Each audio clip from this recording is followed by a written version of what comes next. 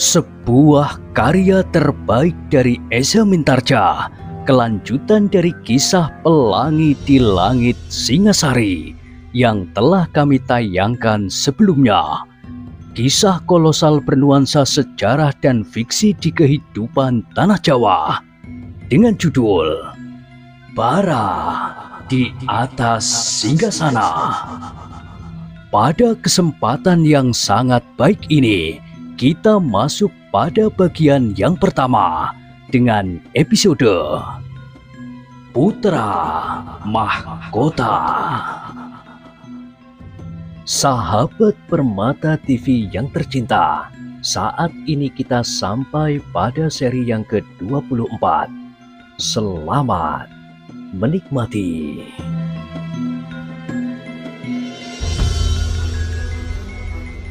Pada kisah sebelumnya telah diceritakan, darah Pujang Warit terasa mendidih karenanya ia tidak menyangka bahwa pasukan di sebelah utara Ganter itu menanggapi perintah Sri Baginda dengan cara yang demikian. Ia masih mengharap pengaruh keputusan Sri Baginda itu, tetapi agaknya akan sia-sia. Apakah aku harus mempergunakan kekerasan? Ia berkata di dalam hatinya, namun ia sadar bahwa kekuatan pasukan di sebelah utara Ganter itu terlampau besar. Karena itu, maka Pujang Warit tidak dapat segera mengambil keputusan. Ia harus berpikir berulang kali, dan ia masih melihat sikap Senopati tua yang tidak menyenangkan itu. Tetapi Pujang Warit pun tidak segera berputus asa. Ia masih mencoba menjajaki sekali lagi. Apakah kalian di sini sudah mendengar bahwa Mahesa Walungan dan Kubar Baleman sudah ditangkap?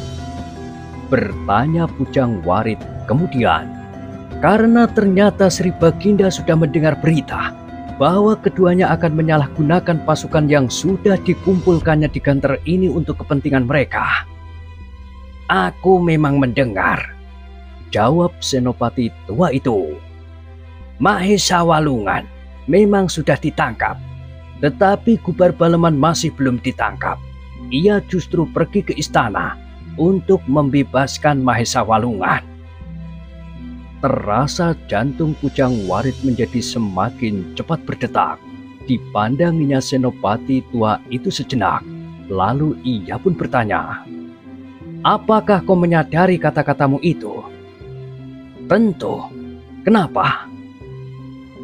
Apakah itu bukan suatu pengakuan bahwa Kubar Baleman telah memberontak?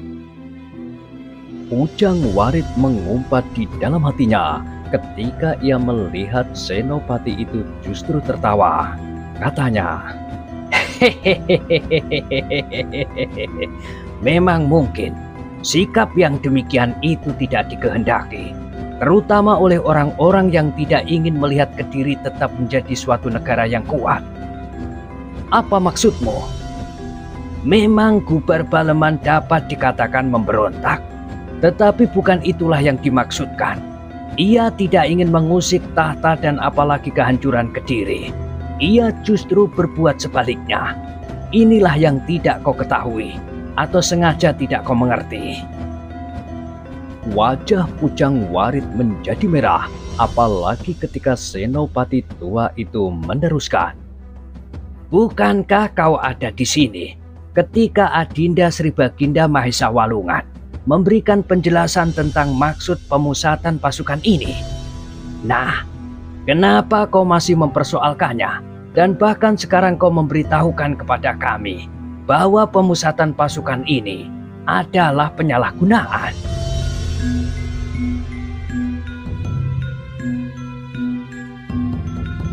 Sejenak Pujang Warit tidak dapat menjawab.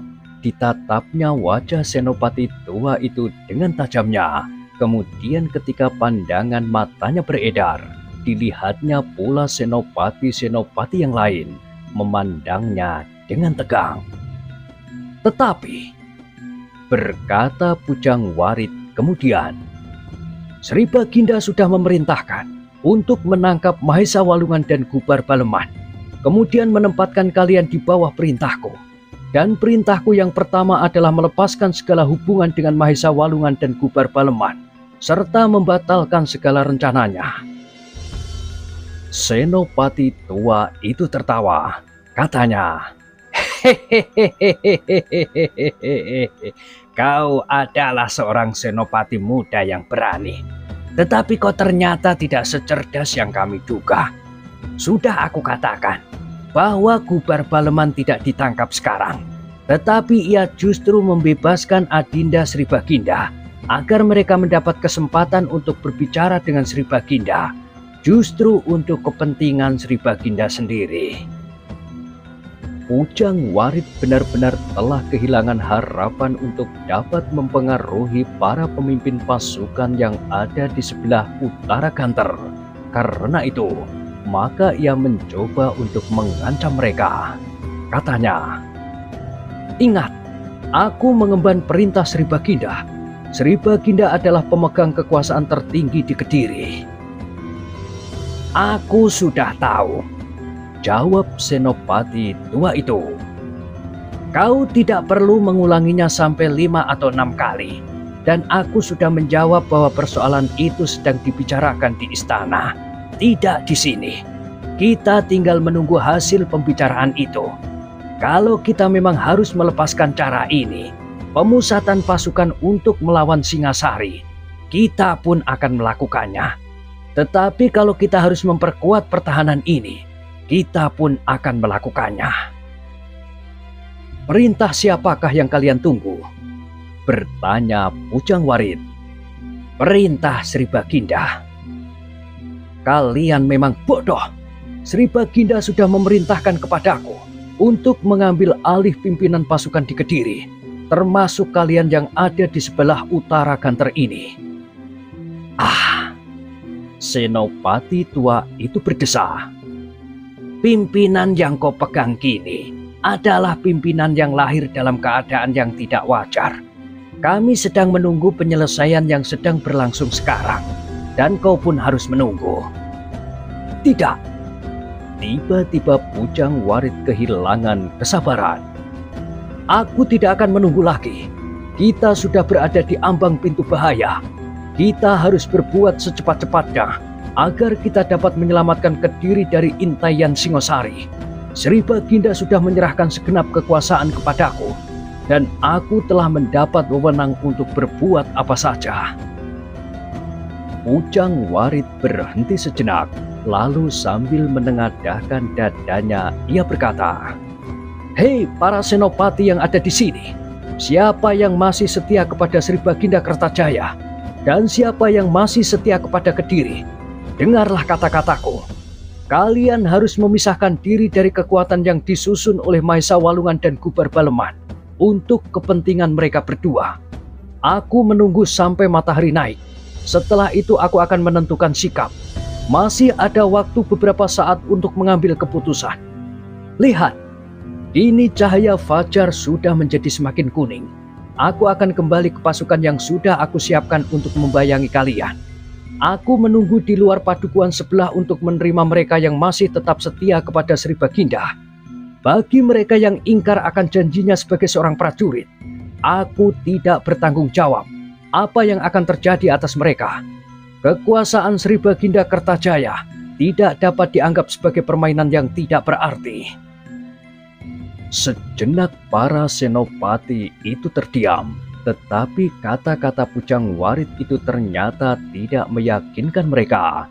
Mereka masih lebih percaya kepada Mahesa Walungan dan Gubar Baleman. Dan mereka pun tiba-tiba menjadi yakin bahwa agaknya Pujang Warit memang sudah melakukan perbuatan tercela justru untuk kepentingan pribadinya. Tetapi para senopati itu masih dapat menahan diri mereka karena mereka menyadari bahaya yang sudah di ambang pintu. "Aku akan meninggalkan tempat ini," berkata Pujang Warit. "Waktu kalian tinggal sedikit." Senopati tua itu memandangi Pujang Warit dengan pandangan yang aneh. Tampaknya senopati tua itu akan tersenyum tetapi agaknya ia ingin bersungguh-sungguh. "Aku berkata sebenarnya," sambung Ujang Warit. "Aku tidak bermain-main." "Apa yang dapat kau lakukan?" Tiba-tiba senopati tua itu bertanya. Ujang Warit tidak menyangka bahwa ia akan mendapat pertanyaan itu. Tetapi karena hatinya memang sudah panas, ia pun segera menjawab, "Aku akan memaksa mereka yang tetap menentang perintah Sribaginda."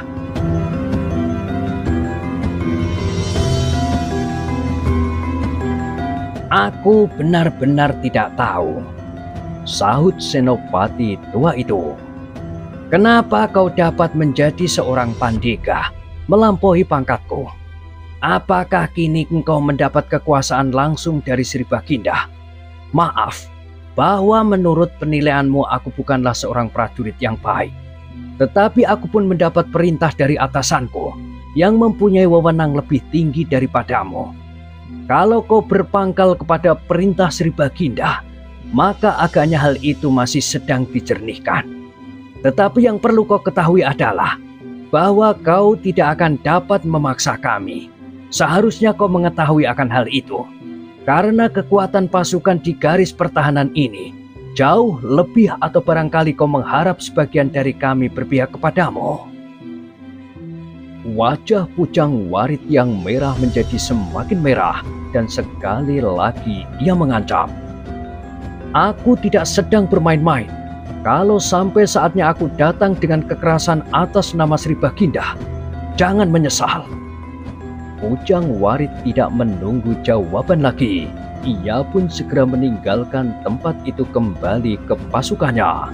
Namun ia tidak dapat mengingkari kenyataan yang dihadapinya, bahwa agaknya perhitungannya telah keliru.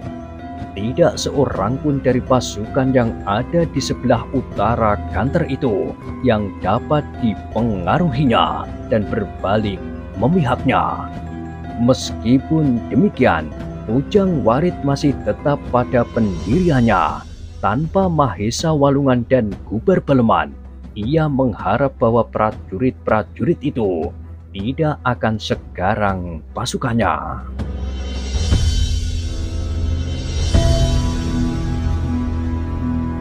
Tetapi di saat itu, Baginda masih belum memasukkan Mahesa Walungan dan Gubar Baleman ke bilik tahanannya, karena kedua orang itu agaknya tidak mengunjukkan tangannya semudah yang disangka oleh Sribaginda dan mereka yang ada di Paseban.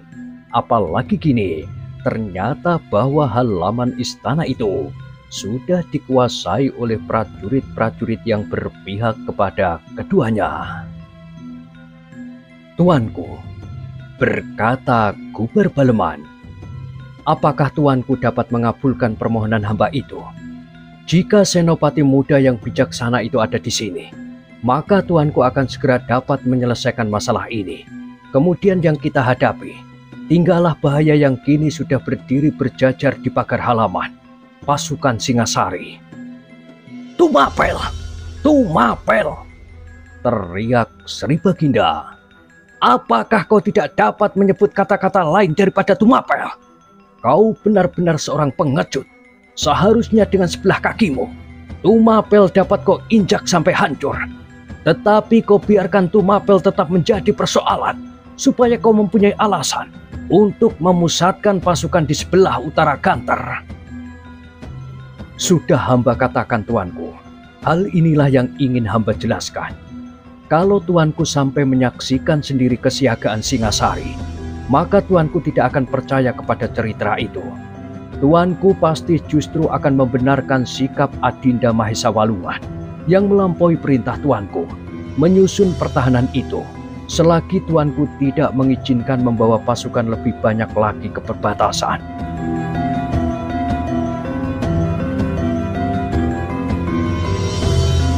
Tampaklah Sribaginda Kertajaya termenung sejenak, namun tiba-tiba ia berdiri tegak sambil berkata lantang, "Akulah Sribaginda Kertajaya, jelmaan dewa tertinggi di atas bumi.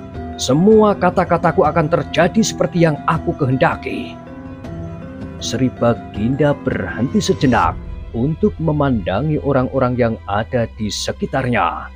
Dalam pada itu, dada Gubar Baleman dan Mahesa Walungan menjadi berdebar-debar. Apakah yang akan dilakukan oleh Sri Baginda itu? Dan Sri Baginda pun kemudian melanjutkan, "Aku mempunyai kekuasaan yang tidak terbatas di seluruh bumi. Karena itu, maka aku tidak akan dapat dipengaruhi oleh siapapun juga apabila aku sudah mengambil keputusan. Kata-kataku harus terjadi juga atas Mahesa Walungan dan Gubar Baleman. Menurut penilaianku, kalian ternyata telah memberontak, sehingga kalian tidak akan dapat membela diri lagi dengan segala macam cara yang kau pergunakan sekarang. Meskipun kalian telah menguasai halaman istana ini, tetapi aku tetap berpendapat bahwa kalian harus ditangkap dan dihukum." Suara Sri Baginda yang menggelegar itu telah memenuhi ruangan Paseban, sehingga setiap dada terketuk karenanya. Para senopati, menteri dan penasehat Sri Baginda yang berpendirian bahwa keputusan Sri Baginda adalah hukum tertinggi, tiba-tiba telah menengadahkan dada mereka.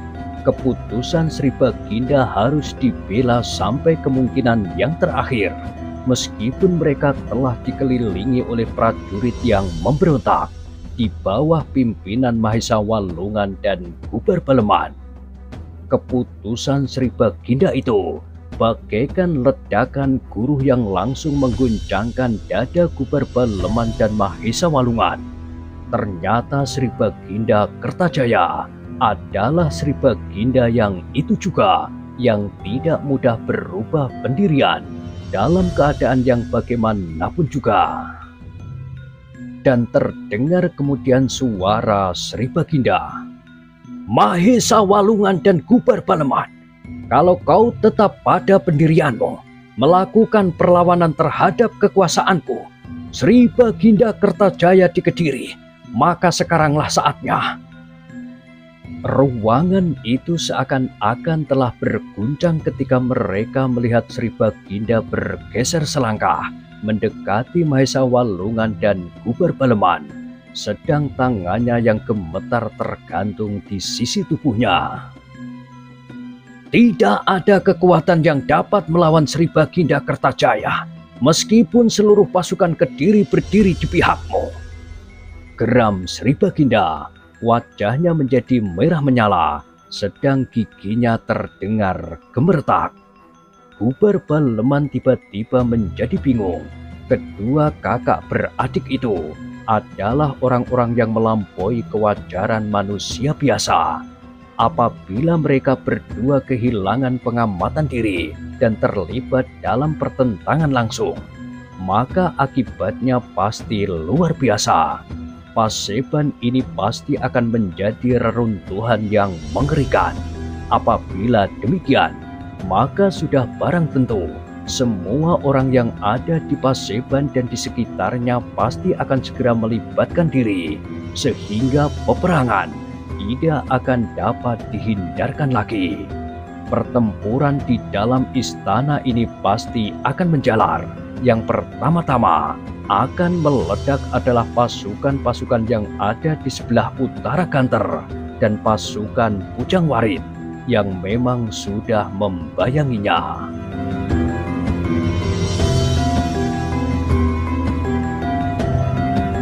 "Mahesa Walungan!" Terdengar suara Baginda menggelegar. Wajahnya menjadi semakin membara dan sorot matanya seakan-akan menyala. "Kalau kau sudah berani menyusun kekuatan di luar kota, ayo, sekarang sudah datang waktunya kau merebut tahta kerajaan Kediri. Kita berdua memang pewaris-pewaris dari kerajaan ini, tetapi karena kau lebih muda daripadaku, maka akulah yang berhak menduduki tahta. Tetapi kalau kau memang ingin menjadi seorang raja di Kediri, kau memang harus membunuh aku." Suara Sri Baginda menjadi gemetar. seperti getar jantungnya yang serasa akan meledak. Mahesa Walungan masih duduk di tempatnya. Sesaat ia mengangkat wajahnya. Tanpa sesadarnya ia beringsut setapak mundur. Berdirilah, kita tidak usah menghiraukan. Apakah mereka yang masih setia kepadaku akan bertempur dengan pasukanmu yang telah mengepung istana? Kau dan aku sejak anak-anak mendapat didikan dalam olah kanuragan oleh guru yang sama dan dalam waktu yang sama. Hanya karena kau lebih muda saja daripadaku, maka mungkin nafasmu masih lebih baik. Tetapi otakku sudah tentu lebih banyak mengunyah pengalaman. Betapa Mahesa Walungan menahan hatinya menyaksikan kemarahan Sri Baginda Kertajaya. Meskipun ia lebih muda dari Sri Baginda, ternyata bahwa Mahesa Walungan mempunyai kemampuan yang lebih besar untuk tetap mempergunakan nalarnya menghadapi keadaan. Meskipun demikian, desakan yang menggelora di dadanya telah menggetarkan seluruh tubuhnya. Bangkitlah! Teriak Sri Baginda, dan ketika tangannya tanpa sesadarnya meremas tiang yang berdiri tegak di sampingnya, maka segumpal kayu telah teremas hancur menjadi debu, sehingga tiang itu pun menjadi berlekuk segenggam. Pada saat yang bersamaan, Mahesa Walungan yang menahan diri itu pun mengetukkan jari-jarinya di atas batu lantai tempat duduknya. Ia tidak sadar sama sekali bahwa batu itu menjadi lekuk sedalam kukunya. Dalam keadaan yang semakin tegang itulah Gubar Baleman menjadi semakin bingung. Meskipun agaknya Mahesa Walungan tidak akan menanggapi kemarahan Sri Baginda, namun keadaan akan berkembang ke arah yang tidak dikehendakinya. Karena itu, karena kesetiaannya kepada Kediri pula lah yang mendorong Gubar Baleman kemudian berkata dengan suara yang parau, "Tuanku, sebaiknya tuanku berpaling kepada hamba. Hambalah sumber dari keadaan yang panas ini, karena kesetiaan hamba kepada Kediri dan kepada Sri Paduka. Tetapi kalau usaha hamba ini ternyata tidak berhasil, dan bahkan akan menumbuhkan persoalan yang sebaliknya dari yang hamba maksud. Karena itu tuanku, supaya keadaan ini tidak berlarut-larut, maka biarlah hamba mengaku bahwa hambalah yang telah merencanakan semua ini. Karena hamba mendengar bahwa Adinda Sri Baginda ditangkap, maka tumbuhlah niat hamba untuk mendapat kesempatan untuk menjernihkan keadaan. Karena menurut dugaan hamba, pasti ada orang yang sengaja memfitnah Adinda Sri Baginda, Adinda Mahesa Walungan. Seharusnya tuanku mengenal tabiat dan watak dari Adinda Sri Baginda lebih baik dari hamba. Bahwa orang seperti Adinda Mahesa Walungan tidak akan melepaskan kesetiaannya apapun yang akan terjadi. Tetapi agaknya tuanku telah menuduhnya berbuat khianat." "Cukup! Cukup!" teriak Sri Baginda. "Atau kau yang akan berdiri di Paseban ini untuk melawan aku? Aku mengerti Gubar Baleman, bahwa kau mampu memecah gunung dan mengeringkan telaga dengan kekuatan tanganmu. Tetapi cobalah kau kini melawan Sri Baginda Kertajaya." "Ampun tuanku, hamba tidak akan melawan. Hamba akan menundukkan kepala hamba demi kesetiaan hamba kepada Kediri. Seandainya apapun yang dapat hamba lakukan. Tetapi hamba adalah seorang abdi yang harus tunduk kepada tuanku. Meskipun hamba tahu bahwa hamba akan digantung di alun-alun, tetapi yang paling menyayat hati hamba adalah justru nasib Kediri. Jangan mencari alasan agar perhatianku berpaling dari persoalan kalian berdua. Aku sudah menyerahkan semua masalah kepada Pujang Warit. Ia akan segera mengatasi persoalan Singasari. Yang aku hadapi sekarang adalah persoalan kalian berdua, Mahesa Walungan dan Gubar Baleman." "Ampun Kakanda Baginda," sembah Mahesa Walungan kemudian. "Sudah dikatakan oleh Kakanda Menteri Gubar Baleman bahwa bukan maksud hamba berdua untuk menentang Kakanda Baginda. Seandainya sekarang Kakanda Baginda memerintahkan apapun juga, hamba berdua akan bersedia menjalani tanpa mengelak lagi. Bohong! Prabu Kertajaya menyahut lantang. Kalian berpura-pura, atau kalau kalian benar-benar menyerah, kalian tahu bahwa aku akan menjatuhkan hukuman yang seberat-beratnya bagi kalian berdua. Hamba berdua tahu Kakanda Baginda, dan hamba berdua akan menjalaninya dengan hati yang lapang. Bohong! Bohong! Lalu apa gunanya kalian mengumpulkan pasukan di sebelah utara Ganter? Sudah hamba katakan, dan Kakanda Menteri Gubar Baleman pun telah mengatakan, bahwa pasukan itu kami hadapkan kepada pasukan Singasari. Sri Baginda tertegun sejenak, dipandanginya Gubar Baleman dan Mahesa Walungan berganti-ganti, dan ia mendengar Gubar Baleman berkata, Tuanku, prajurit-prajurit yang ada di sebelah utara Ganter dan di sekitar Paseban ini akan segera menarik diri apabila hamba memerintahkan atas nama tuanku. Mereka tidak akan berbuat apa-apa seandainya hamba akan digantung bersama Adinda Mahesa Walungan. Namun pesan hamba, mereka pun sama sekali tidak bersalah. Justru mereka telah menyiapkan jiwa raga mereka untuk membela Kediri dan tuanku.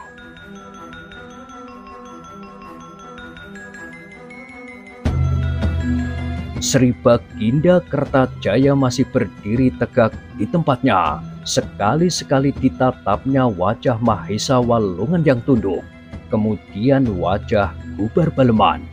Sri Baginda sama sekali tidak melihat tanda-tanda pada keduanya bahwa keduanya siap untuk melakukan perlawanan. Meskipun Gubar Baleman tidak menundukkan kepalanya sampai mencium lantai, dan bahkan ia berani menjawab kalimat dengan kalimat, namun terasa bahwa Gubar Baleman pun tidak akan mengangkat senjatanya untuk melawan kekuasaannya. Dengan demikian maka Sri Baginda mulai menimbang-nimbang. Kemarahan yang meluap-luap di dadanya serasa mulai mendatar. Meskipun demikian, Sri Baginda masih berkata, apakah kalian masih mencoba memperkecil arti kesalahan yang pernah kalian lakukan? Gubar Baleman menggeleng. Tidak tuanku, hamba sudah pasrah. Apapun yang akan dikatakan dan dikenakan atas kami berdua. Tetapi kami sudah tidak lagi merasa dibebani oleh dosa. Seandainya Kediri mengalami bencana, hamba dan Adinda Mahesa Walungan telah merasa menunaikan niat kesetiaan kami atas Sri Baginda dan Kediri. Tetapi apabila niat kami itu dinilai sebagai suatu pengkhianatan, kami tidak akan sakit hati. Dada kami sudah lapang, karena kami sudah melakukan usaha, meskipun gagal. Tetapi kenapa kalian merampas pengawasan atas halaman ini? Kami hanya sekedar berusaha untuk mendapatkan kesempatan untuk menjelaskan masalah kami seperti sekarang ini. Tanpa penguasaan halaman istana, maka kami tidak akan mendapat dukungan apapun untuk mencoba berbicara agak panjang. Mungkin kami hanya dapat mengucapkan 1-2 kalimat, seperti Adinda Mahesa Walungan kemarin. Cukup! Potong Sri Baginda. Apapun yang kalian lakukan, kalian harus ditangkap. Kami berdua tidak akan mengelak. Kami akan memerintahkan semua prajurit di halaman ini untuk menarik diri. Sri Baginda tiba-tiba saja dia mematung. Terjadi sesuatu yang menggelepar di dadanya. Ia merasakan kejujuran pada setiap kata Gubar Baleman. Meskipun demikian, Sri Baginda yang sudah bersabda itu tidak harus menarik kata-katanya. Gubar Baleman dan Mahesa Walungan harus ditangkap, meskipun ia dapat menentukan hukuman yang lebih ringan bagi keduanya. Mahesa Walungan dan Gubar Baleman, berkata Baginda kemudian, kalian menjadi tahanan.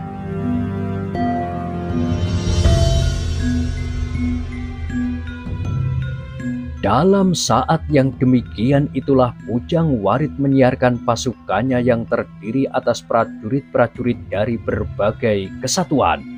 Meskipun dengan dada yang berdebar-debar dan pertimbangan yang kurang matang, Pujang Warit masih mengharap perubahan sikap dari beberapa orang senopati yang ada di sebelah utara Ganter. Apabila mereka melihat bahwa ia tidak bermain-main mengemban perintah Sri Baginda, maka mereka pasti akan mulai berpikir kembali. Tetapi pada saat yang demikian itu pula lah, maka apa yang dicemaskan oleh Mahesa Walungan dan Bubar Baleman itu terjadi. Agaknya Sri Rajasa Batara Sang Amurwabhumi, raja yang memerintah di Singasari, telah menemukan saat yang tepat. Di tengah malam itu juga, Sri Rajasa Batara Sang Amurwabhumi sendiri telah berangkat ke perbatasan itu. Ia berhasrat memimpin langsung pasukannya yang akan menyerbu ke Kediri. Sri Rajasa memang pernah mendengar bahwa para senopati dan pimpinan kerajaan Kediri adalah orang-orang yang pilih tanding. Mereka mempunyai kemampuan yang melampaui kemampuan manusia sewajarnya. Karena itu, maka di saat-saat terakhir Sri Rajasa tidak dapat menyerahkan pimpinan pasukan yang akan menghadapi pasukan yang kuat itu kepada orang lain. Yang mendapat kepercayaan untuk menjadi separuh dari pasukannya justru pasukan khusus yang dipimpin oleh Mahesa Agni. Menurut Sri Baginda, tidak ada senopati yang lain yang dapat mengimbangi kemampuannya, meskipun pasukannya bukanlah pasukan yang terkuat, tetapi justru mereka terdiri dari orang-orang Kediri sendiri. Sri Rajasa berharap bahwa pasukan itu akan dapat mempengaruhi perasaan para prajurit Kediri. Demikianlah, maka ketika Sri Baginda telah merasa cukup dengan segala macam persiapan, terdengarlah suara tengara. Sebuah bendi yang tergantung tinggi di atas sebatang pohon telah dipukul bertalu-talu. Bendi itu bukanlah bendi biasa di dalam seperangkat gamelan, tetapi para prajurit Singasari percaya bahwa apabila bendi itu meraung dengan lantangnya, peperangan yang akan datang akan dibayangi oleh kemujuran dan kemenangan. Bendi itulah agaknya yang menjadi tengara, disambut oleh tanda-tanda yang lain, sahut menyahut sampai ke ujung-ujung pasukan. Maka serentak bergeraklah pasukan Singasari itu memasuki perbatasan Kediri. Seperti banjir bandang yang tidak terbendung lagi, derap kaki mereka seakan-akan telah menggugurkan gunung-gunung, menimbuni lembah yang paling dalam.